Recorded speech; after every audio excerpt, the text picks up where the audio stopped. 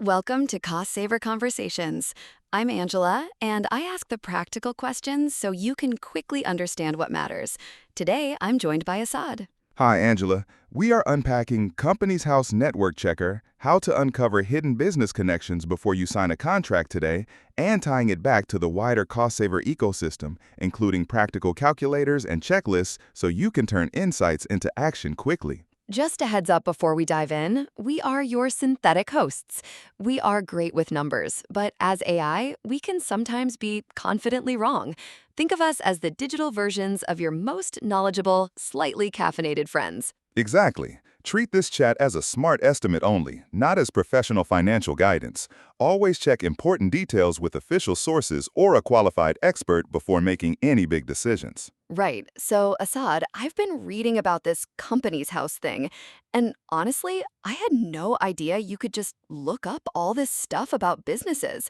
Like, I always thought that was, private information or something. Oh no, it's completely public. That's the whole point, actually. I mean, Companies House has records on, over 4.5 million UK companies, and anyone can just hop on and have a look. 4.5 million? That's mental. I know, right? And the thing is, okay, so most people don't even know this exists. They're out there signing contracts worth thousands of pounds based on, I don't know, a nice website, a good chat over coffee. Meanwhile, fraud against UK businesses is costing literally billions every year. Wait, billions? Come on. No, seriously. And look, when things go wrong, when that contractor disappears or that supplier doesn't deliver, the average small business loses around 8 grand. 8,000 pounds, Angela. Jesus. And that's just the average. For bigger contracts, you're looking at 15, 50,000. I've seen worse. Plus all the legal fees, the stress, the time you waste chasing them. Okay, you're properly scaring me now. So, what, we should all become paranoid and investigate everyone? Not paranoid, just smart about it. The problem is, these dodgy companies, they don't look dodgy. They've got the professional website, the smooth-talking director, but then you dig a bit and you find out that same director has left a trail of dissolved companies behind him, all with unpaid debts. How would you even know to look for that, though? Well, that's where these network checker tools come in. They basically take all that company's house data and, how do I explain this? You know how on Facebook you can see mutual friends? Yeah? Yeah, it's kind of like that, but for businesses. You put in a company name, and it shows you all the connections, shared directors, same addresses, who owns what, the whole web of it. Oh, that's actually quite clever. So you can see if someone's running multiple companies or... Exactly. Or if they've got this pattern of, starting a company, running it into the ground, dissolving it, then immediately starting another one doing the exact same thing. We call that Phoenix company behavior. Phoenix Company. That sounds ominous. It's basically, okay, imagine I run a construction company, right? I take on loads of work, don't pay my suppliers. Then when the debts pile up, I just dissolve the company and start a new one. Same business, new name, clean slate. Meanwhile, all those suppliers I owed money to, they're stuffed. That's awful. Is that even legal? Well, it's a gray area. Sometimes it's legitimate, sometimes it's not. But the point is, if you see that pattern, that's a massive red flag. Right. So what exactly does Company's House actually have on file? Like, what can you actually see? Oh, loads. So you've got the basics, company name, registration number, when it was incorporated, the registered address. Then you've got all the filing history. So annual accounts, confirmation statements. You can see if they're filing on time or if they're always late, which tells you something. Mm-hmm. Then, and this is the really interesting bit, you've got officer records. Every single director, company secretary, anyone who's been appointed or resigned. There's over 10 million officer appointments recorded in there. 10 million? Bloody hell. I know. And then there's the PSC register. That's people with significant control. Anyone who owns more than 25% of the shares or voting rights has to be listed. That was brought in specifically because people were hiding who really owned companies. So you can actually see who's pulling the strings behind a business? In theory, yeah. Though, I mean, people don't always report accurately, but it's still incredibly useful. Okay, so walk me through this. Say I'm about to hire a contractor to, I don't know, renovate my kitchen.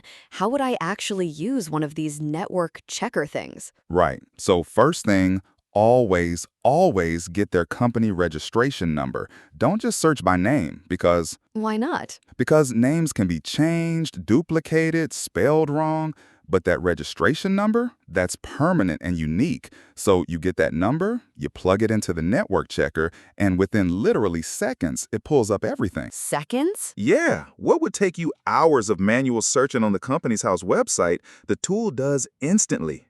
It shows you the company, all its directors, then all the other companies those directors are involved with, and any red flags like dissolved companies or court judgments. That's actually amazing.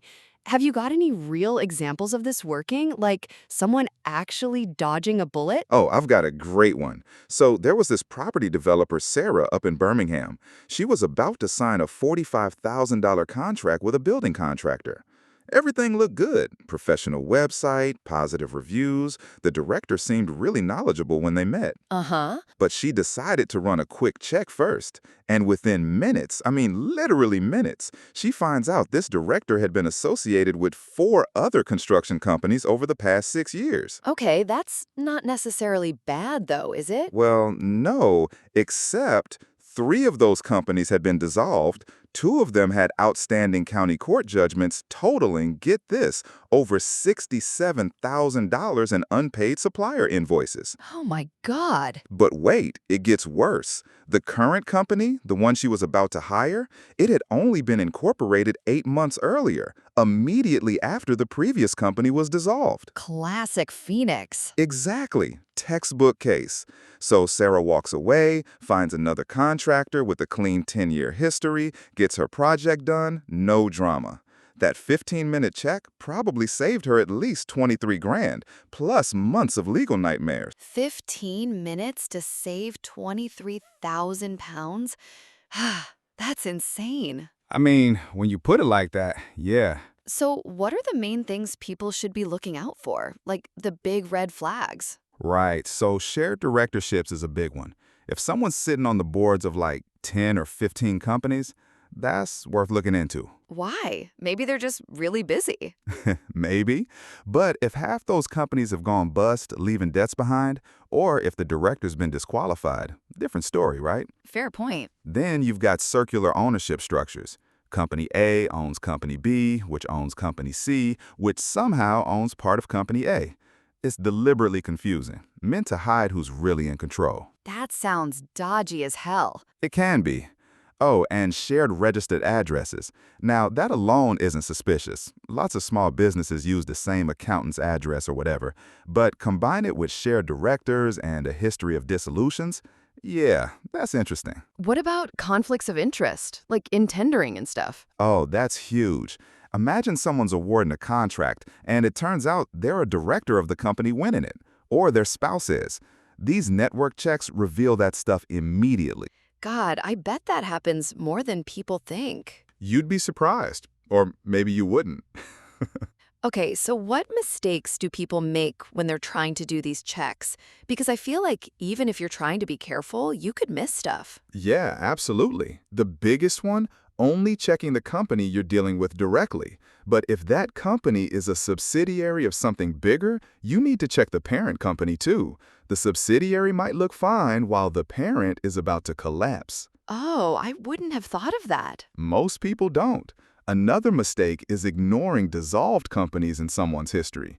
People think, oh, it's dissolved, it's irrelevant.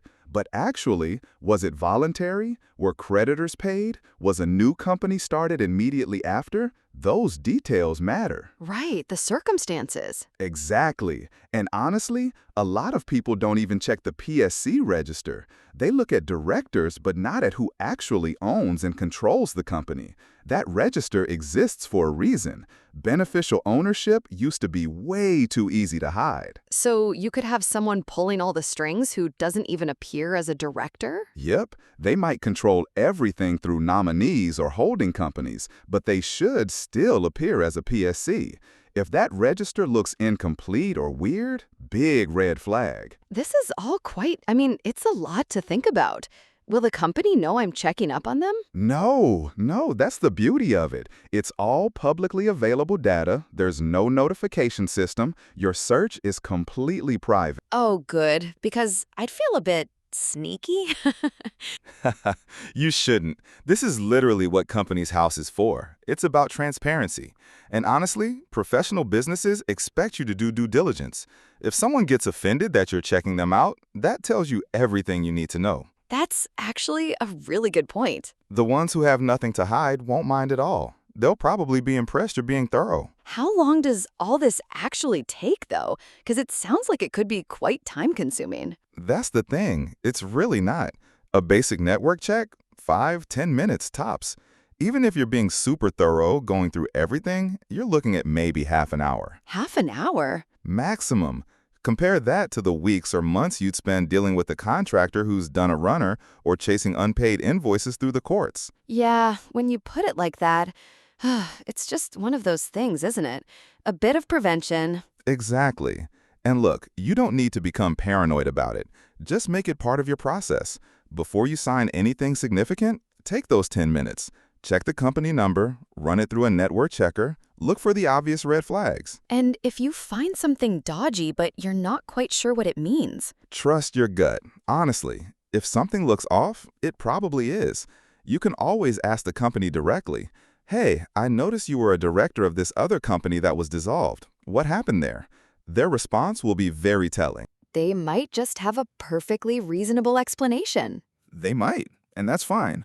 But if they get defensive or their story doesn't add up, well, Run for the hills. pretty much. Oh, and one more thing. This isn't a one-and-done deal. If you're in a long-term contract with someone, check them again every year or so. Things change. Directors move around, companies restructure. That's a good point, actually. You could sign up with a perfectly legitimate company and then, And then 6 months later, the good directors have all resigned and been replaced by someone with a terrible track record. It happens. God, this is making me want to check every company I've ever dealt with. I mean, might not be a bad idea. But seriously, going forward, just make it standard practice. And if you're dealing with really significant sums, combine the company's house check with a credit report and maybe search for any county court judgments. Belt and braces. Right, so to sum up then, and correct me if I'm getting this wrong, basically, before signing any significant contract, spend 10 minutes checking the company on Companies House, use a network checker to see all the connections, look for red flags like dissolved companies or shared directors with dodgy histories, and don't be afraid to ask questions if something looks off. That's it. That's literally it. 10 minutes that could save you thousands of pounds and months of stress. The information's all there, publicly available, just waiting for you to look at it. The only question is whether you check before something goes wrong or after. Before. Definitely before. Exactly. Look, the UK has one of the most open business registers in the world. We should use that to our advantage. Make it non-negotiable. Any significant contract, you check first. No exceptions. Non-negotiable. I like that. Assad, this has been genuinely eye-opening. I think a lot of our listeners are going to be doing some investigating after this. Good. They should. Honestly, once you start doing it, it becomes second nature, and you'll sleep better knowing you've done your homework. Brilliant. Thanks so much for breaking all this down. Really appreciate it. Anytime, Angela. Happy hunting.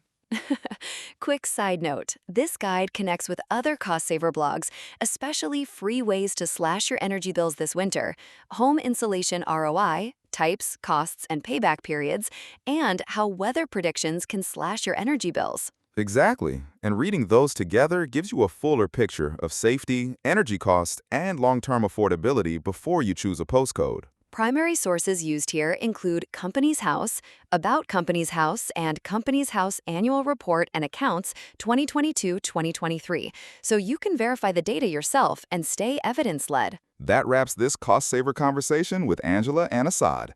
If this helped, share it with someone house hunting so they make safer and smarter money decisions. Your next step is simple. Try one of the cost saver tools, then read free ways to slash your energy bills this winter and use both together before committing to a move.